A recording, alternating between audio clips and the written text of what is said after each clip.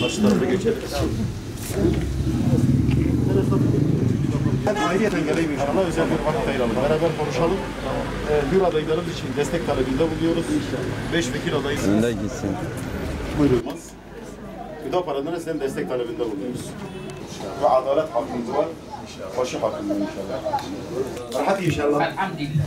O da selamet Buyurun, eder. amin, cümleten. Bir serkoy cennete gösterdik ya. Erinde. Çok şükür.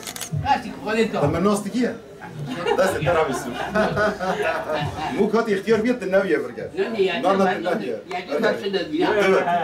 Duvar vurmalı. O da selamet eder inşallah. Safa havalı mı emre edilsin. Destek edilsin inşallah. İnşallah. O da şey yardım. Amin. Hadi peygamber buyursun. Söylemeye gerek yok. Söylemeye gerek yok. Görüşürüz.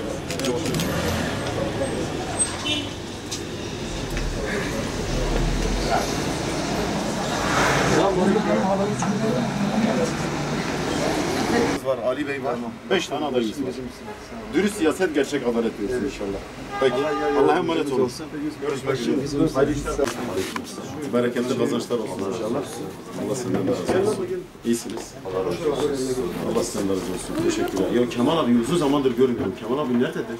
Şeyin orada, iki şurada açtı. Hakikaten. Aşağıda yukarıda. Çoktandır görmemişim Kemal abi. Ayakkabı iş. Hayırlısı olsun. Peki biz milletvekili adaylarımız için destek talep ediyoruz. Oylarınıza talibiz inşallah. Onun için kapınızı çaldık. Kazançlar olsun. Hayırlı işler olsun.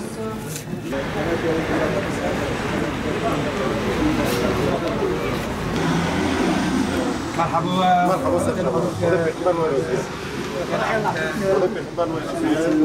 Sağ Hüdapar'a milletvekili adayı ben buraya da kosna, destek et kosna inşallah. O da rıztaki halal, para bir devaşı inşallah. O da selamet gibi. İş için abi. O da selamet gibi. Peki, o da rahat gibi. هذا يرجع ما O da peygamber Mehmet. Kira nasıl? Allah razı olsun. Hoş geldiniz. Nasılsınız, iyi misiniz? Sağ olun, Allah razı olsun. Hayırlı bol kazançlar versin. Hayırlı işler, bereketli kazançlar. 5 dakika yoksa Allah razı olsun. vallahi. Vallahi geziyoruz, dolaşıyoruz. Ya görünüyor da hiç çöğe bilmedim ortada. No. Şimdiro belli ne var? ماشي فيه ولا Allah senden razı olsun. ما مسافر من ماشي فيه Kurun olsun ya.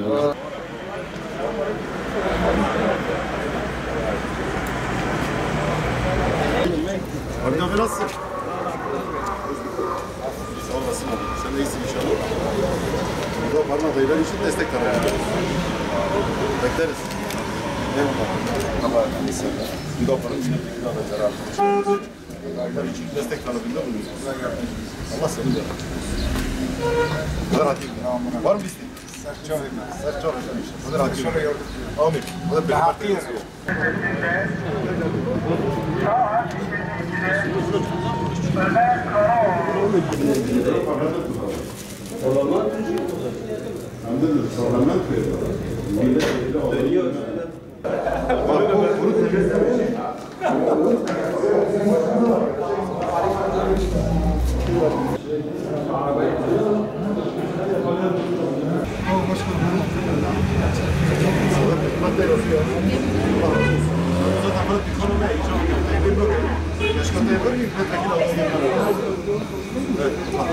Buradan iyi.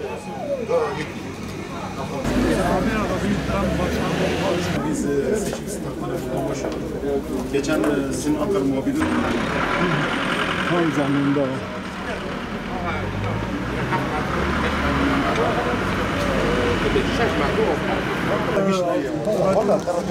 Ora hemdeki pure tamina ma hemdeki spivi.